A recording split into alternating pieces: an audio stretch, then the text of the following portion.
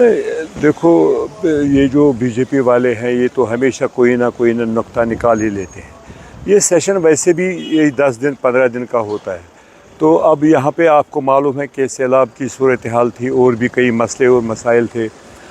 फिर इलेक्शन का ही यहाँ पे राज्यसभा का इलेक्शन था, इसलिए थोड़ा सा, क्योंकि अभी तो यहाँ पे दरबार तो शिफ्ट होता था 21 या 22 तारीख को, आज 30 तारीख है, तो इसमें तो इतना ही था। 31 तक कल तक तो है, अभी हमें टाइम मिला है। वहाँ पे सबका वहाँ पे कंसर्न था, चाहे क्वेश्चन आवर था, चाहे ज़ीरो आवर।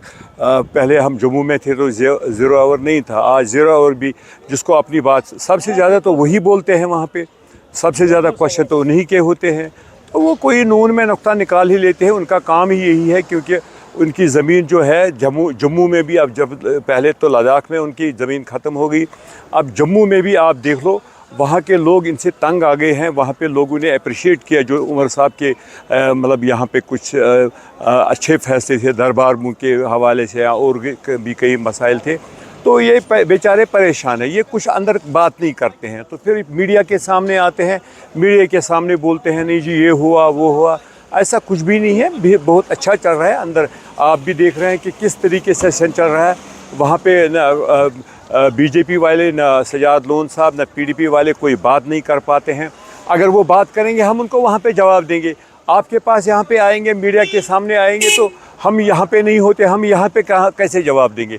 अगर उनको कोई ग्रीवेंस, अगर उनको कुछ बोल रहा है, वो अंदर बोले, हम उनका जवाब वहाँ पे दे देंगे। उमर साहब, ये भी कहा जा रहा है कि जो चीफ मिनिस्टर रोकला है, उन्होंने मॉडल कोड ऑफ कंडक्ट की वायलेशंस की है, जिसकी बिना पर बीजेपी ने जो है कंप्लेंट भी फाइल की है ईसीआई के सामने। देखो, मुझे बताओ वो कैसे वायलेशन हो गई?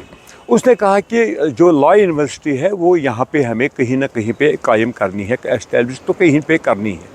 अभी उसको टाइम लगेगा, क्योंकि सेशन जो है वो मार्च में हमें स्टार्ट करना है। तो उसके लिए हमें अभी तक कहीं पे यहाँ पे लैंड आइडेंटिफाई करनी है। उसके बाद ये फ़ैसला करेंगे, चाहे वो अनंतनाग में लगे या श्रीनगर में या बारामूला या बडगाम में। फिर उसने कहा कि हमने कई जगहों पे कुछ बिल्डिंग्स देखे हैं जहाँ पे हम फ़िलहाल ये चला सके। तो एक बिल्डिंग है, हमने देखा था उसको इससे पहले, वहाँ पे ओमपुरा में, बडगाम में, तो वहाँ पे भी हो सकता है, और भी कई देख लेंगे जहाँ पे मुमकिन होगा वहाँ पे कर लेंगे। और हम अनंतनाग के जितने भी ऑनरेबल एमएलएज़ है या कुलगाम के, हम चाहते हैं कि अनंतनाग में हो। क्यों? अनंतनाग में एक्चुअली उसको रामबन भी कैटर करता है, कुलगाम भी, शोपियान भी, पुलवामा भी, और अनंतनाग तो 7 कॉन्स्टिट्यूंसी पर मुश्तमिल है, बहुत एरिया है वहाँ पे।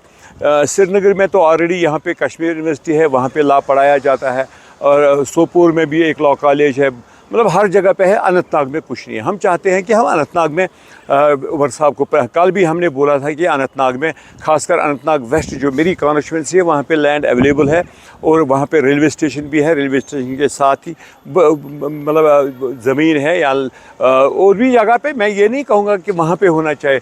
जहाँ पे लैंड अवेलेबल होगा वही, वो कोई मॉडल कोड ऑफ कंडक्ट की वायलेशन तो है ही नहीं। अब इनको तो ये ड्रामाबाजी करनी है, इनको मालूम है, उनको क्या, उनकी ज़मानत ज़ब्त हो जाएगी बीजेपी वालों की वहाँ पे बडगाम में, वो क्या बातें करते हैं।